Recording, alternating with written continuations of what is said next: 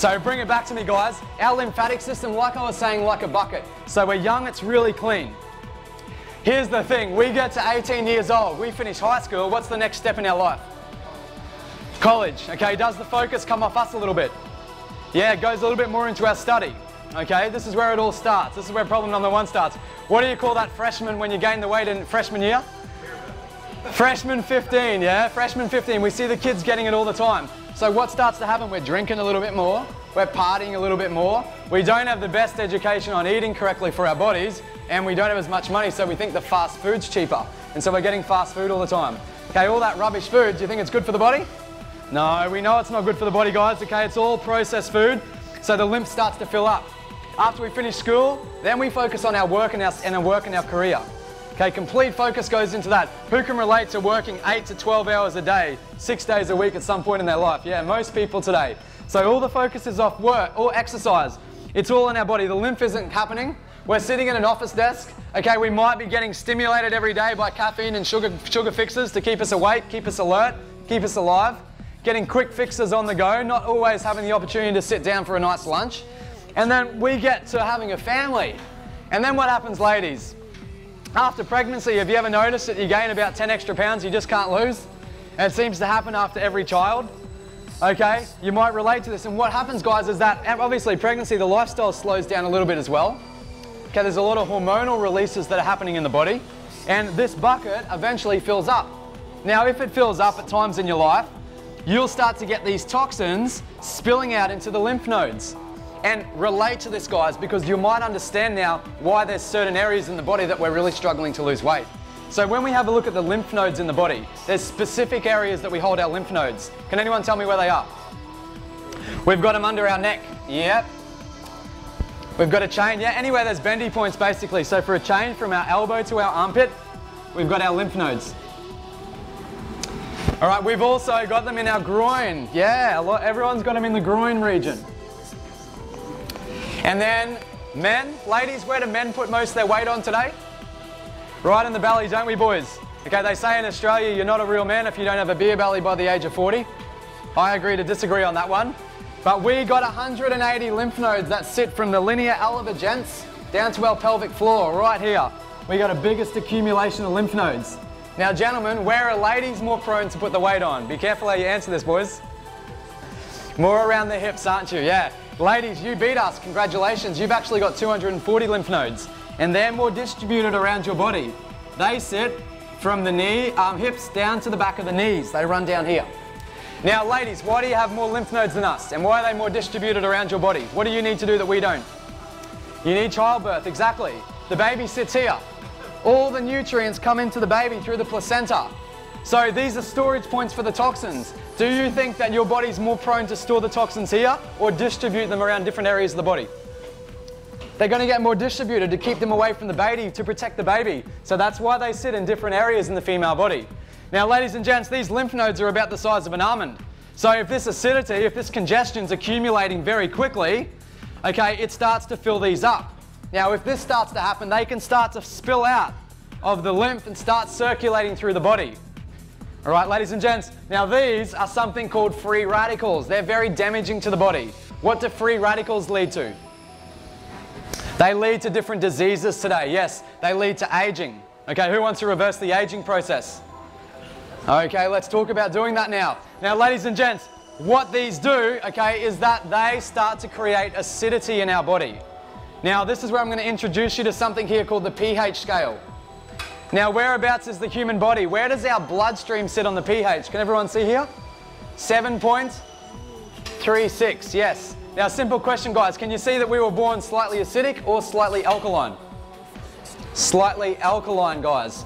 Okay, the pH scale goes from 0 to 7, which is the acid, and then 7 to 14, which is the alkaline. Now, our human bloodstream sits at 7.36. This is a healthy state for our body to sit into. If your blood got down to a level of 7.1, if it dropped down here, ladies and gents, you would be that acidic that your body would shut down, okay? That's called acidosis, and we basically lead to death. So our body needs to do whatever it takes to keep this acid, okay, circulating around the bloodstream. Because where does the blood circulate to? The brain, the heart, the vital organs. So it's very important to keep it out of the blood. Now guys, unfortunately, all of these chemicals, all of these different toxins that we're looking at here, where do you think that they're sitting on board this scale? Acidic or alkaline? They're sitting acidic, guys. Most of them are sitting down here between 2 to 4. So let's have a look at a couple of things. Let's have a look at a can of soda. Guys, where do you think that sits on the scale? Very, very, very acidic. It sits down here at 2. Now, why is soda so acidic? What are we putting into soda today, guys, that's no good for us? Sugar, absolutely, ladies and gents. Hold the phone on this one. This is the amount of sugar that's put in the average can of soda today. Guess how many grams this is? 39 grams, ladies and gentlemen. Look at how much sugar there is. Could you imagine pouring this into your tea or coffee? Is that a lot of sugar? Oh yeah, in one can of soda. How many people do we see drinking liters of this on the cruise ship every single day? That's scary, isn't it? What effect's that going to do to the blood sugar in the body? It's going to put it through the roof, and we're going to show you the impact that has on your system in a second. Now guys, anything that's high in sugar is also very, very acidic for the body. Where do you think coffee sits on this scale? Do we wake up with water in the morning, or do we wake up with coffee to give us a quick start? The coffee, absolutely guys. Coffee, very acidic, sits down here at 3. Those artificial sweeteners that I spoke about before, where do you reckon they sit on this scale? Ladies and gentlemen, I wouldn't even give those to my worst enemy. They sit all the way down here. That's crazy, isn't it? Ladies and gents, be aware of these things, okay? They're putting anything sugar-free, anything diet, your sugar-free chewing gum, okay, your sugar-free Snapples, okay? Added into all of these things today to give us the flavour without the calories, but it's not the healthy answer for the body. Now, ladies and gents, anything that's very high in acid, okay, is oxidizing to the body, which means it reduces the oxygen content. What gives our body life again? Oxygen, exactly, and this is why they affect our health. This is why they're very damaging. So you might have heard of things in our lifestyle today called antioxidants. Who's heard of antioxidants before? Anti-oxidation, ladies and gents. You might have heard about them. This is what they actually do. They help to combat free radicals that circulate through the body. Now it's amazing. Okay, there's phytonutrients out there today, which are the vitamins of the future. These are in our fruits and vegetables. And there's a lot of studies that are coming out and showing the benefits that these are having on our body.